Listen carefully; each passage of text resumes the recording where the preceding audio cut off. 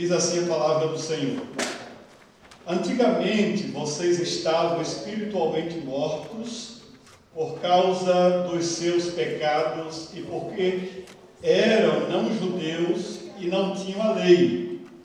Mas agora Deus os ressuscitou junto com Cristo. Deus perdoou todos os nossos pecados e anulou a conta da nossa dívida com os seus regulamentos que nós éramos obrigados a obedecer.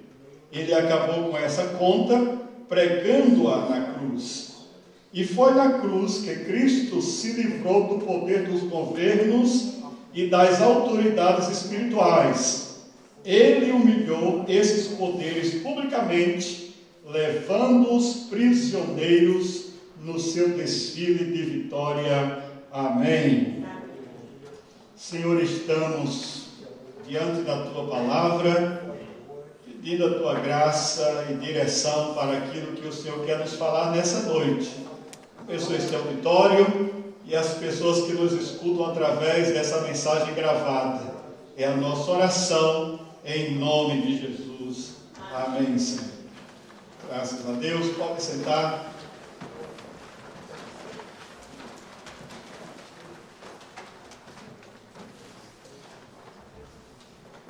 Hoje eu queria pensar um pouco, nesses minutos que nós temos, sobre o triunfo da cruz. E como alguns aqui, nossa igreja tem vários seminaristas, e os que já foram, os que estão estudando, eu queria fazer um breve pano de fundo para saber o que é que nós estamos vendo aqui nessa carta. A carta que Paulo escreveu aos Colossenses, ele escreveu a uma cidade de uma igreja que estava na região da Ásia Menor. Essa igreja estava entre Éfeso e Laodiceia. Quem já estudou um pouco arqueologia bíblica, geografia bíblica, viu alguns mapas, poderá mais ou menos entender o que eu estou falando. Essa igreja não foi fundada por Paulo. Para a surpresa de alguns irmãos, quem plantou essa igreja, quem fundou essa igreja, não foi o apóstolo Paulo. O fundador dessa igreja foi um discípulo de Paulo chamado Epáfras. Esta carta foi escrita por Paulo quando Paulo estava num cativeiro em Roma. Já nos últimos dias da sua vida, ele mandou essa carta, escreveu essa carta a pedido de Epáfras, por conta da situação que estava acontecendo na igreja de Colossos. O problema maior da igreja de Colossos eram os seguintes: haviam os falsos mestres, pessoas que ensinavam contrário ao evangelho, aquilo que Paulo havia escrito, ensinado por meio dos seus companheiros, aquilo que os apóstolos haviam ensinado, de alguma forma, estava sendo torcido por estes chamados falsos obreiros. Existiam também ali alguns problemas muito graves, como o culto aos anjos. Alguns dos irmãos estavam adorando os seres espirituais, como os anjos, e eles também tinham algumas doutrinas meio suspeitas, né? Por causa da influência do gnosticismo. Os gnósticos, pessoas que cultuam fadas, duendes, essas questões da natureza, divindades, estavam influenciando os cristãos da igreja de Colossos. Então havia dentro da igreja uma espécie de mistura de pessoas voltando ao paganismo e pessoas que estavam querendo se firmar no conceito da verdade. Diante dos problemas apresentados por Epáfras, foi que Paulo escreveu esta carta direcionada para esta igreja. No contexto principal da carta, o principal objetivo eram os falsos mestres. Por quê? Porque os falsos mestres são justamente aqueles que minam a igreja, minam a doutrina, minam toda a estrutura espiritual, minam tudo aquilo que possa vir de bom da parte de Deus. Eles são criaturas, são pessoas que vivem dentro da igreja, mas eles influenciam sempre negativo. E nesse contexto, Paulo diz: não, eu preciso escrever essa carta para dar uma orientação àqueles irmãos que ali estão. Daí, o tema que nós encontramos aqui no capítulo 2, ele se destaca como a cruz. Por que a cruz? Porque a cruz é o referencial da fé cristã. A cruz faz todo sentido para aquelas pessoas que realmente querem entender o Evangelho. Não existe Evangelho sem cruz. Não existe Evangelho sem entendermos o que aconteceu ali no Calvário. Não existe Evangelho sem essa mensagem que nós pregamos, onde Ele morreu e ressuscitou. Se não houvesse cruz, não haveria mensagem de vida, de transformação, de restauração, de mudança na vida do pecador, porque a cruz faz toda diferença na pregação do Evangelho. Louvado seja Deus! Paulo, escrevendo aos Gálatas, capítulo 6, verso 14 e o verso 15, ele diz o seguinte: mas longe de mim esteja gloriar-me, senão na cruz do Senhor Jesus Cristo.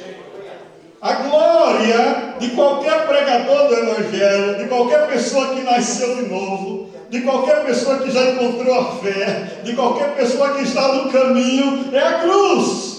Por quê?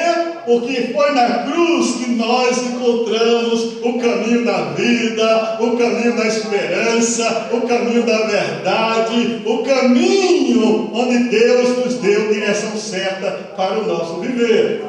Eu queria pensar com você sobre 3 coisas nessa noite. Em primeiro lugar, sobre a necessidade da morte na cruz. Primeira coisa, por que Jesus morreu na cruz? Por que a cruz teve que existir? Não podia ter sido diferente. Deus não podia ter dado um jeitinho de Jesus não ter que sofrer tanto, chicotadas, coroa de espinho, humilhação, tanta coisa, tanta dificuldade, tanto sofrimento. Será que não seria possível um outro caminho? Evidentemente que não. A cruz, ela é necessária para o homem encontrar o caminho da salvação. E eu quero lhe dizer por que isso acontece. Nós temos que voltar lá no Éden, onde os nossos primeiros pais, em desobediência a Deus, pecaram. E por causa de Adão, entrou o pecado no mundo. E a Bíblia diz em Gênesis capítulo 3, verso 15, que houve inimizade a partir dali, porém inimizade entre ti e a mulher, entre a tua semente e a sua semente. Houve agora uma guerra travada entre luz e trevas, entre Deus e Satanás, entre poderes do mal e poderes divinos. Quando eu olho para esse contexto, ali estava o homem sendo expulso do Éden. Deus disse: vocês não têm mais lugar aqui, porque toda alma que pecar, essa morrerá. E o pecado afasta o homem de Deus. O pecado separa o homem de Deus. O pecado é a única coisa que Deus não consegue se relacionar com ele. Esse é o que diz Isaías: os vossos pecados fazem separação entre vós e o vosso Deus. E durante a história, Deus prometeu alguém que viria para resolver esse problema. Quem seria essa pessoa? O Cristo, o Messias. E Satanás, sabendo disso, durante toda a história, ele persegue essa pessoa, esse enviado de Deus que haveria de nascer. Então, desde o Gênesis, ao sair do Éden, os homens ficaram errantes, ficaram sem rumo, ficaram sem orientação, ficaram vivendo nos seus delitos e pecados. Paulo, escrevendo aos Efésios capítulo 2, verso 1, verso 3, Ele diz assim: e ele vos deu vida, estando vós mortos em vossos delitos e pecados, nos quais andastes outrora, segundo o curso deste mundo, segundo o príncipe da potestade do ar, do espírito que atua nos filhos da desobediência. Então, o espírito do mal, os demônios e as suas manifestações escravizam o homem desde a saída do Éden. Por quê? Porque o homem está distante de Deus, o homem está afastado de Deus, o homem está sem a graça de Deus. Paulo, escrevendo aos Romanos, capítulo 3, verso 23, diz que todos pecaram e todos carecem da glória de Deus. Então, qualquer pessoa que ainda não encontrou a graça, que ainda não encontrou o Evangelho, que ainda não encontrou a vida, que ainda não encontrou a luz, está debaixo da maldição da lei, da maldição do pecado. Deixa eu explicar isso melhor. Não existe como alguém se aproximar de Deus, senão pelo caminho certo. Não há atalho, não há forma de ajeitadinho, não adianta meios termos. Só existe acesso a Deus por meio da santificação, da restauração da vida. E só existia um ser que podia tornar essa comunhão entre o homem e Deus, que era Cristo Jesus. Então a cruz era necessário, porque Cristo satisfaria a justiça de Deus. E qual é a justiça de Deus? Alguém que não tivesse pecado, que não fosse igual a nenhum ser humano nascido entre o homem e a mulher, mas alguém que viesse do próprio Deus. E Deus olhou para a humanidade, procurou alguém que dissesse: quem eu posso escolher para ser aquele que vai ser o que vai morrer pela humanidade? Deus não achou nenhum ser humano. Aí houve silêncio no céu. Isso é uma coisa misteriosa, diz o livro de Apocalipse, por quase meia hora. E perguntaram-se: quem vai ser essa pessoa? E aí aparece aquele que vive e reina para sempre. Ele disse: eu vou, porque eu sou o que vive para todo sempre. O Cristo se apresenta, ele vem ao mundo em forma de homem, nascido de mulher, mas Cristo não nasceu de um relacionamento sexual qualquer.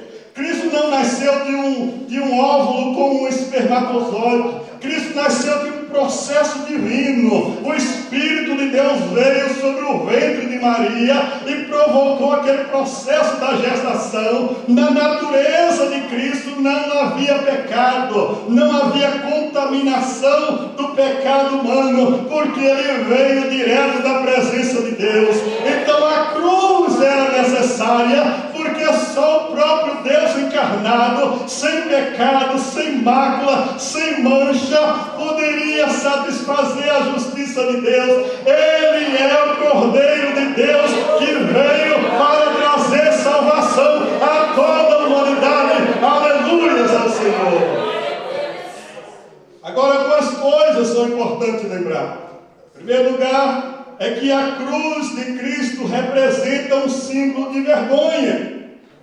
Quem morria na cruz eram os malfeitores, eram as pessoas que não tinham nenhum valor, era o ladrão, era o que cometeu males, era o assassino. Agora você diz: se Cristo não tinha pecado, por que ele foi para a cruz, que era o lugar do malfeitor? Justamente porque ele tomou o meu lugar e o seu lugar. Aquele lugar não era dele. Ele é que deveria estar na cruz, ele é que deveria ter morrido nela, porque eu não tenho condições nenhuma, sou pecador, sou miserável. Mas se eu morresse em meus pecados, também não resolveria nada. Agora, quando Cristo vai à cruz, ele é puro, ele é inocente, e o sangue dele é como o sangue de um cordeiro imaculado. E a Bíblia diz: sem derramamento de sangue não há remissão de pecados.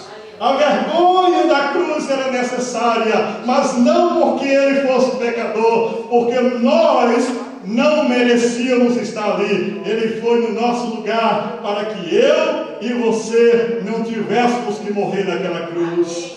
A segunda coisa importante é que a cruz de Cristo representa um símbolo de dor.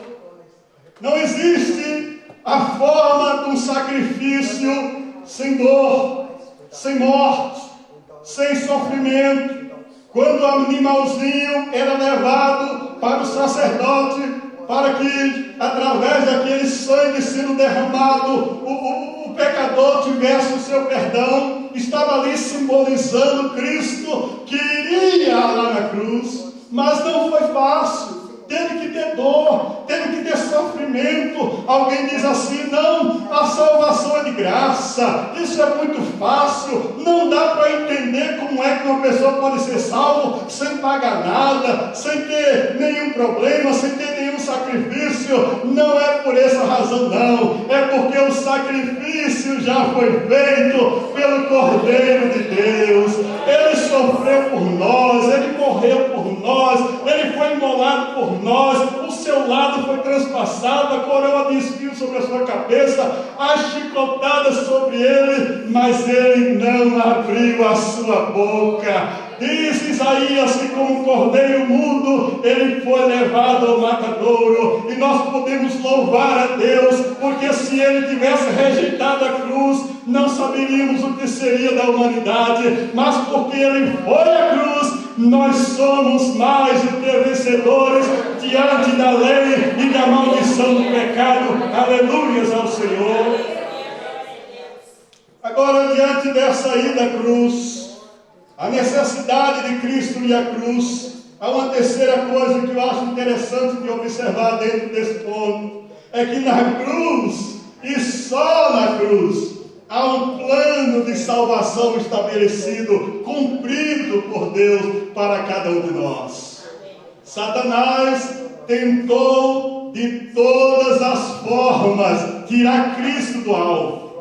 Se Cristo morresse jogado num precipício, não seria o certo. Se Cristo morresse apedrejado, não seria o certo. Se Cristo morresse de qualquer outra forma, não era o propósito de Deus. Aí você pode me dizer assim: mas por que não? Porque ele tinha que morrer com a vergonha sendo exposta diante de toda a humanidade. Olha, irmãos, quanto mais vergonha Cristo passou, mais vitoriosa é a sua conquista.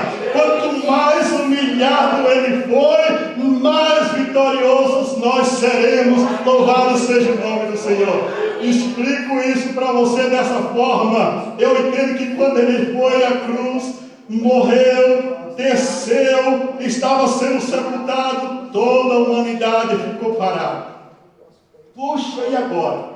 Onde está ele? Prometeu que ia ressuscitar, nada aconteceu, já no terceiro dia, aquela preocupação, aquela inquietação, e aí a Bíblia diz lá entre linhas, que ele desceu às partes mais profundas da terra. Vem comigo aqui. Jesus foi lá nos espíritos em prisões, nas gerações passadas, nos mortos do Antigo Testamento, e ele aparece, e ele vai chegando, e ele diz assim: eu sou o Cordeiro de Deus, que fui morto, mas estou vivo. Louvado seja o nome do Senhor.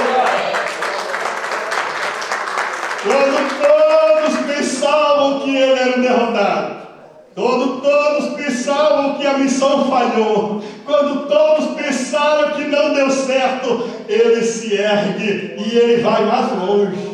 Ele chega diante do inferno, na morada de Satanás, e ele diz assim: olha, vem cá, me dá essa chave aí. Pegou aquela chave e disse assim: eis que eu tenho a chave do inferno e da morte, e as portas do inferno não prevalecem contra a igreja do Senhor. Cristo é o Senhor da igreja, reina e vive para todo sempre. Por isso que a vergonha da cruz, a necessidade de ir à cruz, foi vitória para todos nós. Aleluias ao Cordeiro de Deus. Segundo lugar, o triunfo da cruz vem manifesto através da subjugação dos poderes das trevas. Se Satanás não tivesse sido subjugado no poder da cruz, ele continuaria tendo todo o domínio ainda hoje. Mas não é mais assim. Quando você olha para o texto, Colossenses capítulo 2, verso 15, está escrito assim: e despojando os principados e as potestades, os expôs publicamente, e deles triunfou em si mesmo. Louvado seja Deus. Vou te explicar isso aqui. Antigamente, quando alguém vencia uma batalha, um exército inimigo, ele subjugava, ele tomava todos os despojos, tudo que era do outro passava a ser do conquistador. Sejam as pessoas, os objetos, seja o que for, tudo pertencia àquele vencedor. E no Império Romano, irmãos, era uma coisa interessante. Roma foi o pior, mais sanguinário, mais violento dos impérios até hoje. Roma matava, destruía. Roma não tinha piedade da criança, da mulher, de ninguém. O Império Romano, quando ele ia para as conquistas, ele ia para vencer. O mínimo que se podia destruir numa luta entre um povo vizinho era pelo menos 5.000 homens. Se aquele exército romano não vencesse com uma maioria de 5.000 homens derrotados no exército inimigo, não era satisfatório. Podia ser uma conquista, mas não era uma conquista no sentido de glória para aquele general, para aquele comandante. Daí eles venciam, matavam seus inimigos e pegavam o restante como escravo. Metade do Império Romano era de escravo na época de Cristo. Por quê? Porque ele pegava os outros povos, misturava entre as nações, levavam para o mercado de escravo e vendiam a todos os outros. Então milhares, milhões de pessoas eram escravos no Império Romano. Mas como é que isso acontecia? Quando eles vinham das batalhas, Roma, com toda a sua glória, preparava uma festa para aquele exército. E aí, na frente do exército vinha o pessoal do Senado, os políticos. Em seguida, naquela grande avenida, vinham os religiosos, os sacerdotes. Depois vinha uma equipe com todos os perfumes aromáticos, e eles iam soltando aquele perfume de um lado e de outro, aquela multidão enorme, aplaudindo, gritando, xingando, aqueles que em seguida vinham atrás dos perfumes, dos aromas, um grande número de escravos. Aqueles escravos acorrentados, pescoço, pernas, braços, iam levados, caminhando, uma multidão, atrás, veja a ordem, os políticos, os religiosos, aquelas pessoas com aqueles perfumes, aí em seguida os escravos, atrás deles vinham o exército dos conquistadores que venceram aqueles escravos, aqueles inimigos. À frente do exército vinha o general, os comandantes, os melhores, os soldados da elite. Em seguida vinham todos os outros soldados.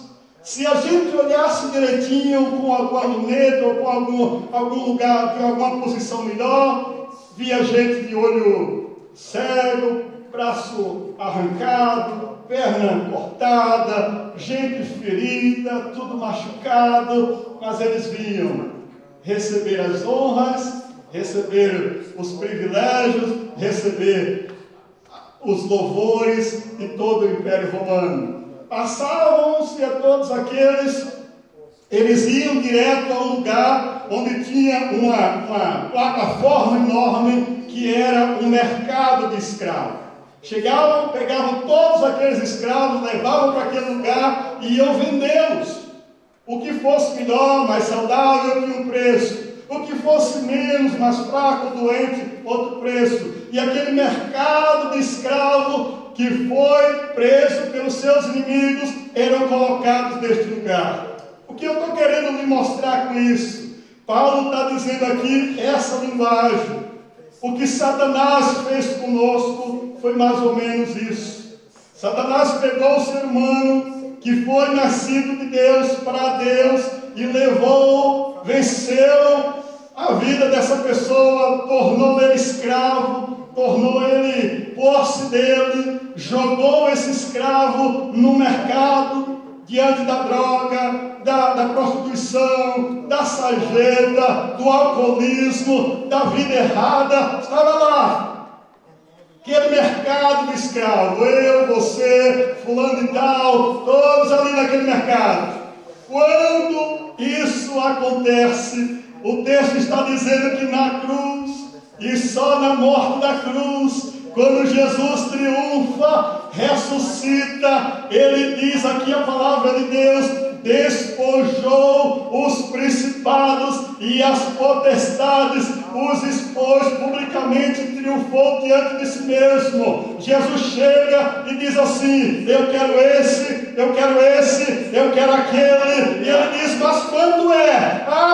Esse preço não pode ser pago, ele é muito pecador, não tem valor que pague o preço desse escravo. Aí Jesus diz assim: mas eu já paguei o maior preço. O sangue derramado na cruz é preço suficiente. Eu quero esse, eu quero esse, eu quero aquele. E ele tira da prostituição, tira da loucura, tira do alcoolismo, tira da vida errada. Ele quebra aquelas correntes e ele diz: vem, vem, vem, vem, vocês estão livres. Olha para o meu Senhor.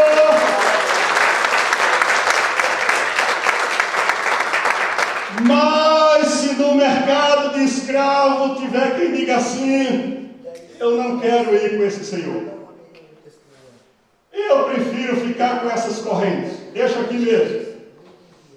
No mercado de escravos ainda continua cheio. Tem muitos que, mesmo o preço tendo sido pago, ainda não querem sair do lugar. O Senhor chega e diz: vem para cá, já está pago o preço, eu já fiz tudo. Mas tem gente que diz: não, eu quero ficar com as minhas correntes, quero ficar com as minhas amarras, quero ficar nessa prisão. Mas se alguém me escuta através dessa mensagem, ou você que porventura está aqui nessa noite, lembre-se de uma coisa: toda a sua dívida já foi paga na cruz do Calvário. Quando ele disse lá na cruz: está consumado, não foi um brado de derrotado, não foi um de um coitado, não foi de alguém que estava assim: até que enfim eu consegui, coitado, eu estou quase aqui acabado. Não. Quando ele disse está consumado, ele disse assim: está consumado, eu venci, a porta está aberta, eu sou o que sou, louvado seja o nome do Senhor. E essa porta aberta é para todos os povos. Todas as pessoas têm direito à cruz do Calvário. A dívida que você não podia pagar, ele está dizendo aqui: a cédula, o pagamento, a carta de alforria, que eu e você não podíamos pagar por ela. O Cristo disse: toma, é sua, você está livre. Aleluia. Deixa eu abrir um parênteses para fechar esse segundo ponto. Uma vez Jesus chega num lugar e há uma conversa, um assunto que rola entre o valente. E Jesus diz assim: quando o valente, bem armado, guarda tudo que tem, ele domina. Mas chegando um mais valente do que ele vem, toma os seus despojos e ele é dele. porque o mais valente é quem domina. Agora, quando Jesus está falando sobre o quê? Sobre a casa espiritual. Tem gente que tem morada de Satanás, que é casa cheia de demônio, e que a vida está cheia de coisas ruins, de maldade. Quando é liberto, quando os demônios saem, a Bíblia diz que a casa fica limpa. Fica limpa. Fica limpa. Mas se não tiver quem more nela, é um perigo. Porque aquele demônio que saiu, diz a Bíblia, pode chamar mais 7 piores do que ele. E a Bíblia diz que o último estado dessa pessoa pode ser pior do que o primeiro. Sabe por quê? Porque casa desocupada é uma sedução para quem não tem casa. Se você encontra uma casa e não tem ninguém morando, uau! E é de graça? Pode entrar? Pode habitar? Pode.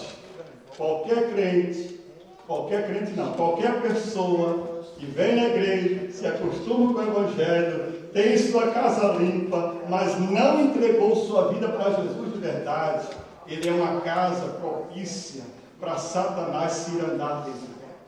E por isso que tem muita gente que ora por ela, liberta ela, deixa ela limpinha, toda animada na igreja, mas não se converteu de verdade. Daí, gente, o triunfo da cruz, a vitória sobre os principados e potestades, só não terá legalidade mais na minha vida quando o mais valente vem morar dentro do meu coração. Porque a minha vida é morada do Espírito Santo. Paulo diz: vós sois templo do Espírito Santo. Hoje é muito difícil dizer algumas coisas para os crentes, porque eles não querem deixar isso, eles não podem deixar aquilo. Se disser alguma coisa sobre a roupa, sobre o andar, sobre o falar, sobre as brincadeiras, eles já ficam tudo meio triste, já não quer mais ir para a igreja, a coisa já... Sabe por quê? Eu tenho dúvida se alguns já nasceram de novo. Porque se você nasceu de novo, você tem vitória na cruz.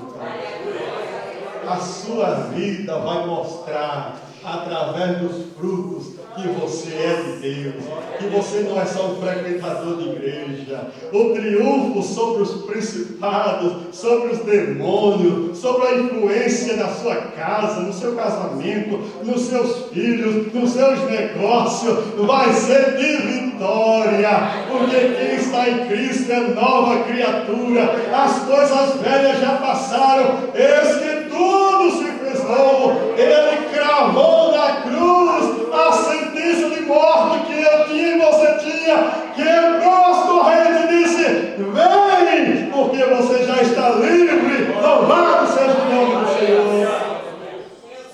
Terceiro e último lugar, o tempo já foi embora. Quais são as conquistas dessa vitória na cruz?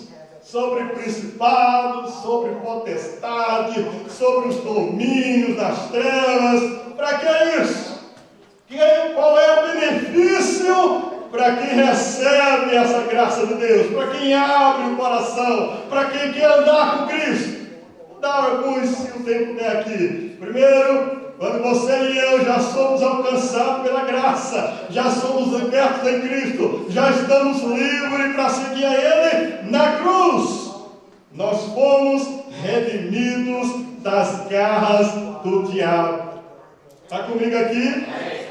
Diabo, Satanás não tem mais poder sobre a vida de quem anda com Deus. Está comigo? Ah, pastor, estou com medo, tem um demônio aqui, e eu estou sentindo que o demônio está querendo me pegar. Que história é essa? O demônio não vai pegar você se você estiver cheio de Deus.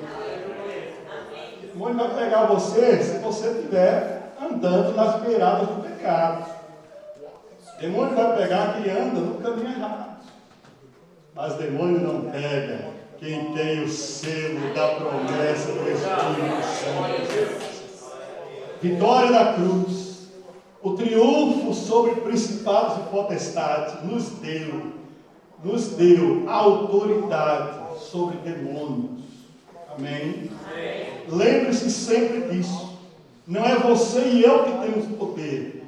É o que Ele fez por nós, que nos dá poder.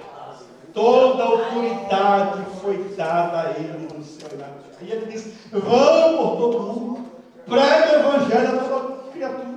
No meu nome expulsarão os demônios, falarão novas línguas, serão livres de coisas mortíferas.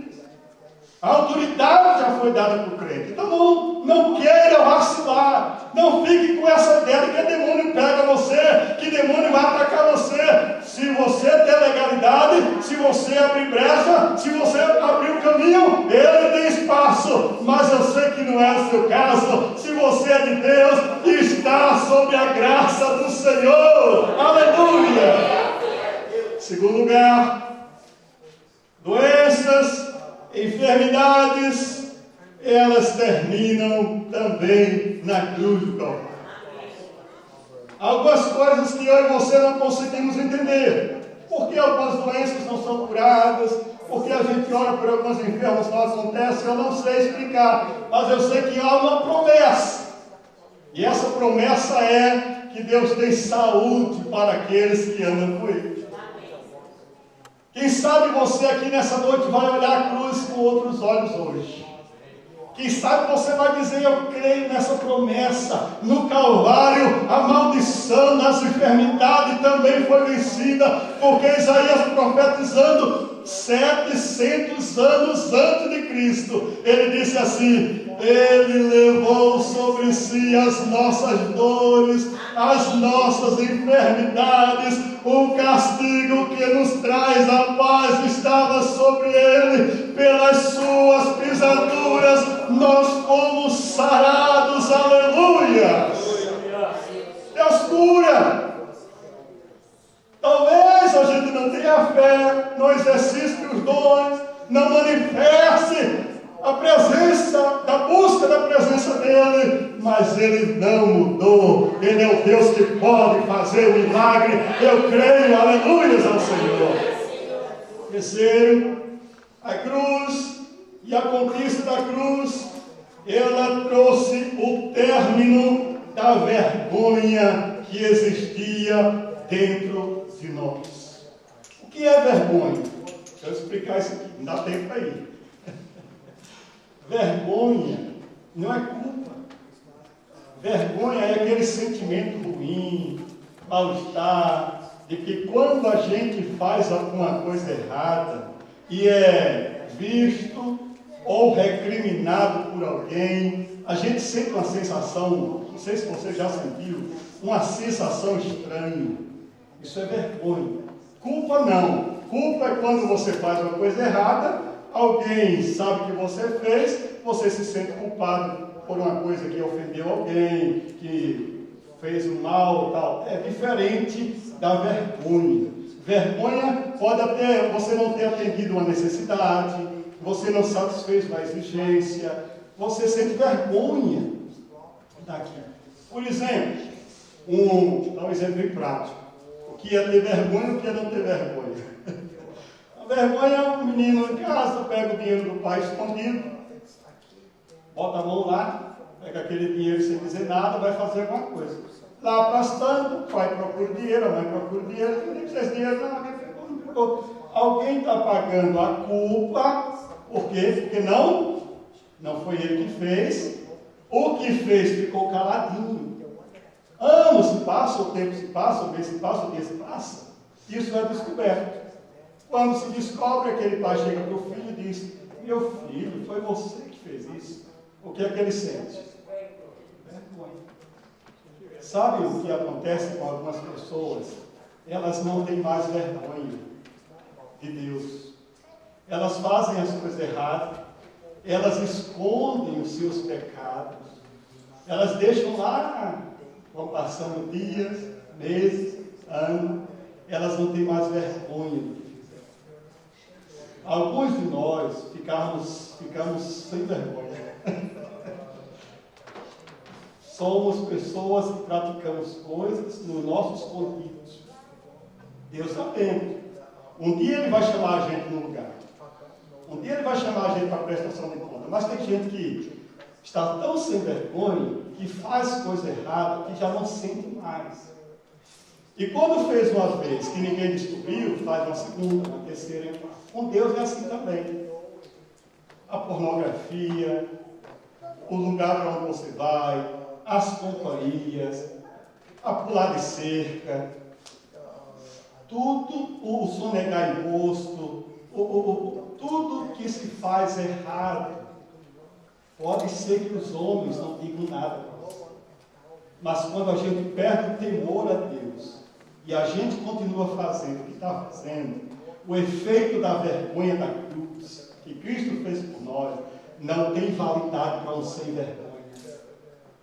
A cruz só tem validade para quem tem vergonha. Você está comigo aqui? Só tem validade para quem tem vergonha. O que eu quero dizer com isso, pastor? Eu quero dizer com isso que quantas vezes for preciso confessar, confesse. Quantas vezes for preciso chorar diante de Deus, chore.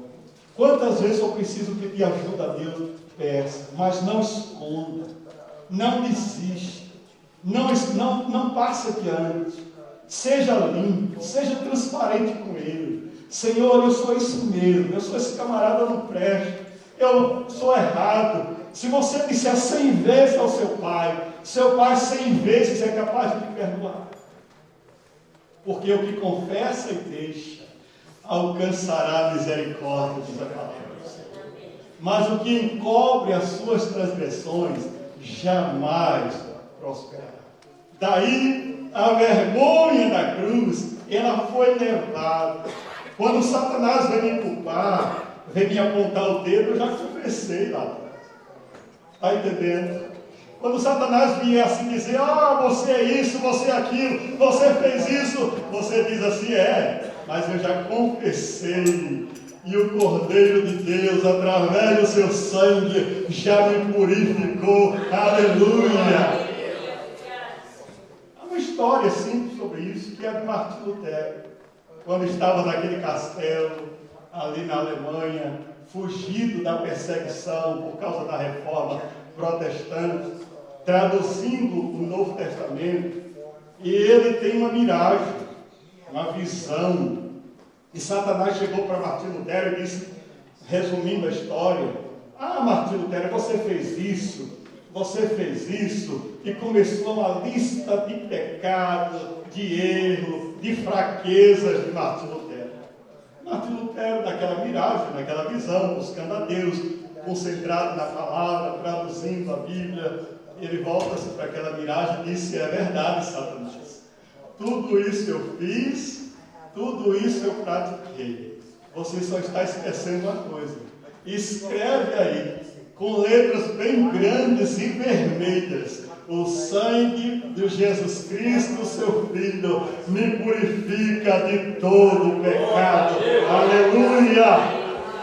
Nenhuma condenação há para os que estão em Cristo Jesus. Nenhuma. Se alguém te aponta, se alguém te critica, se alguém mostra o teu erro e você já está na cruz, fica tranquilo, porque o seu juiz é aquele e a tua causa já está ganha. Aleluias ao Senhor!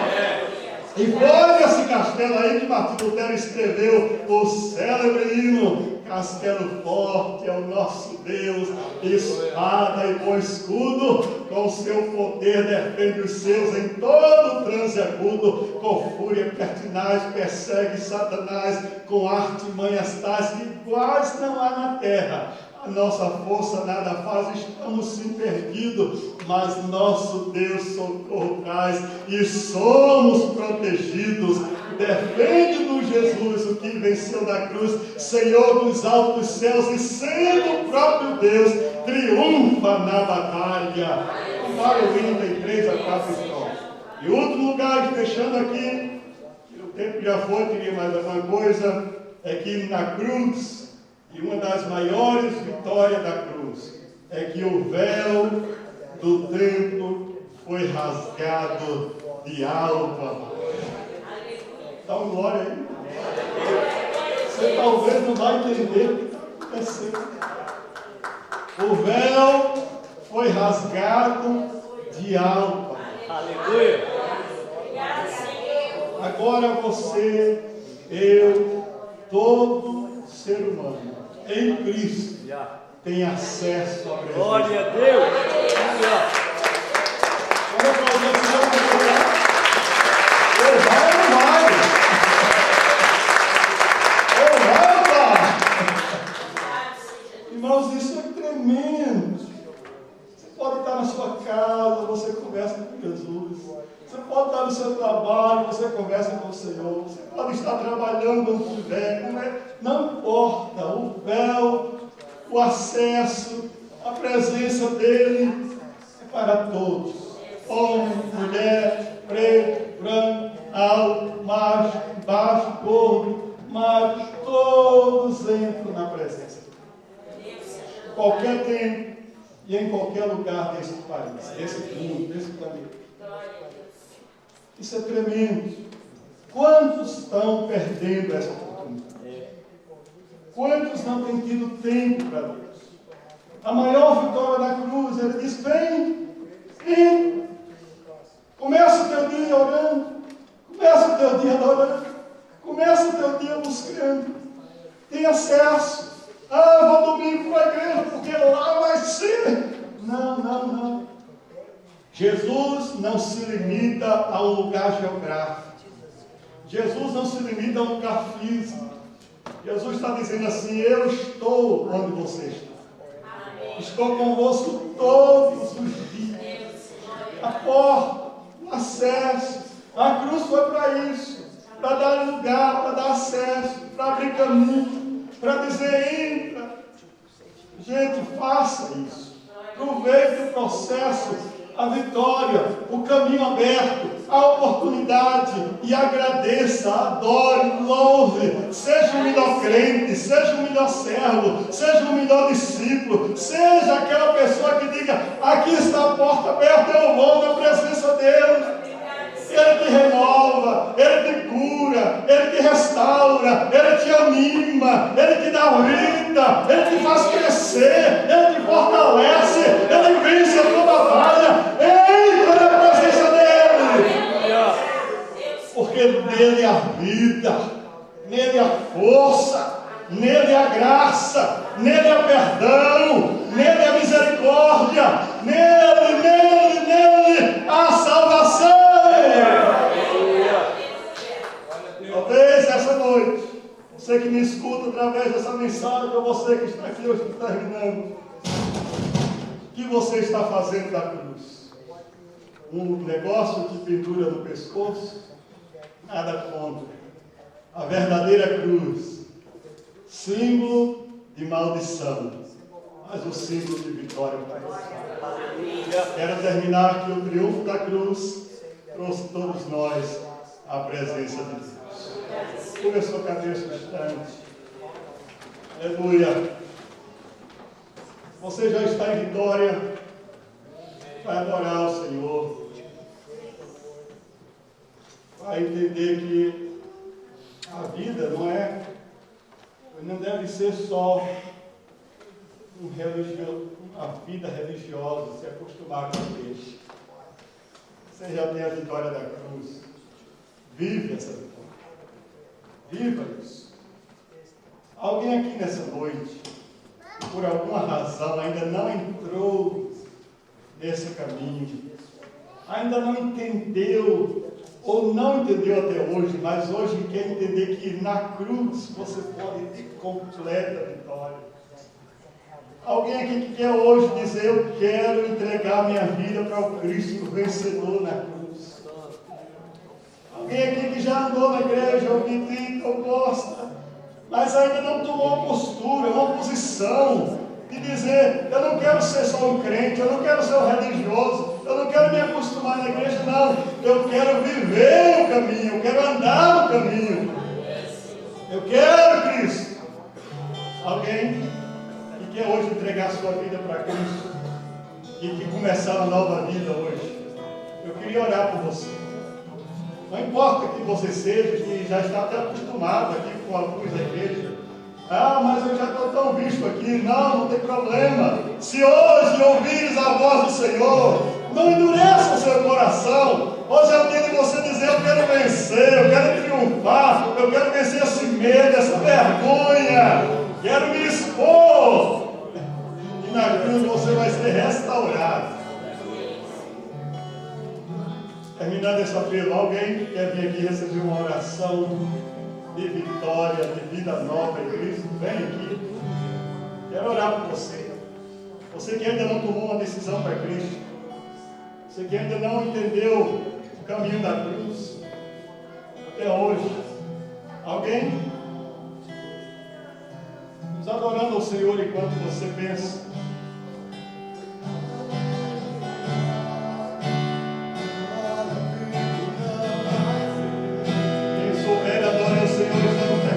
Pode ficar em pé no seu lugar.